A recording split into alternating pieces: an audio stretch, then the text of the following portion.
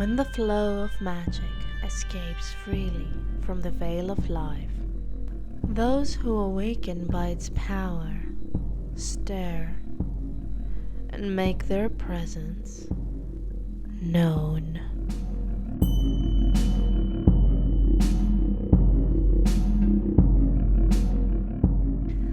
There's always room for a little magic in our lives, especially this close to Halloween. Last year we made a wizard's costume and I promised you I'd make a better stuff for it. So here's a tutorial how. And as always, using supplies you probably already have.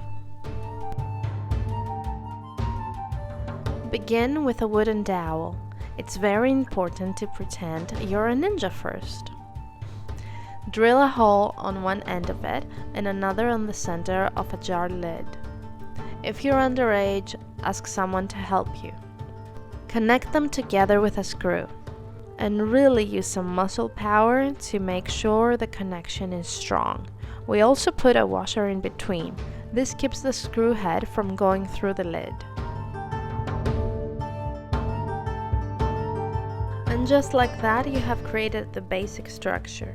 Now you can easily screw and unscrew the jar. Let's move on to the decoration part now. We're trying to mimic the effect of a creeping plant, which could be anything, even a magical kind unknown to muggles. So don't stress too much about it.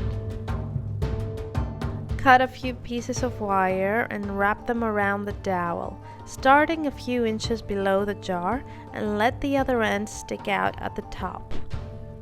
It will be very helpful not to have the sharp end sticking out while making it, so wrap each one around itself like so.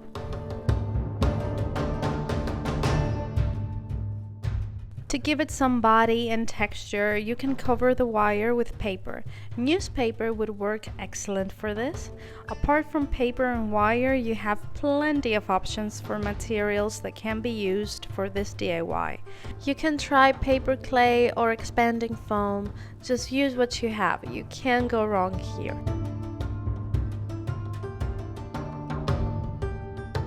Keep adding wire branches until you're happy with it and arrange them however it looks good to you. The next step is pretty self-explanatory. Cover it all with hot glue. Yep, that's it. Make the fake branches stick to one another and to the dowel and try imitating the texture of an actual plant, but it's not crucial if you don't. This DIY will turn out magical no matter what.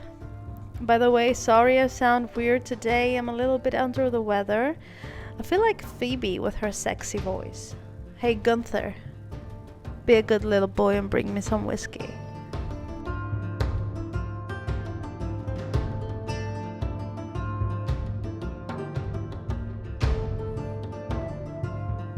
After you're done building it, go ahead and paint it in the color of your choice. Since I'm going for a dark wizard, I picked black, but it looked kind of boring all in one color, so I did kind of a gradient effect by spraying lightly and at an angle.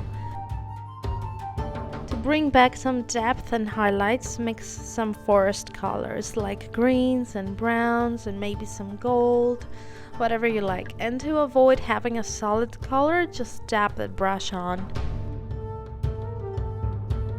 We're almost done. The only thing left to do now is to assemble the whole thing. Take your jar and either put some shiny things inside or paint it. Maybe some glow in the dark paint would be super cool. I happened to find this iridescent gift box filling at the gift aisle, so I'm using that, along with a very bright electrical tea light. This particular one was just up by my brother, and I'll make sure to put some videos in the description box below showing you how to do that. Next, to keep the tea light on the lid, I took some tape and rolled it up to create a little barrel. Not sure how to call this, to be honest. And this will keep it in place, but it's not permanent, so it will allow us to replace it later. Place the jar back on and you're done. Your very own magical wizard's stuff. This definitely deserves some Order of Merlin DIY title, don't you think? Leave a comment down below telling me what you're going to be for Halloween and whether or not you're making your own costume. I just love Halloween, and my favorite part is all the creativity that comes with it. Remember, if you decide to recreate any of the DIYs shown here on my channel, to use the hashtag SailorDIY so I can see them too, and repost, regram, retweet, all the fun stuff. Thank you so much for watching. Please give this video a like if you liked it and subscribe so you'll never miss another one. And I'll see you very soon.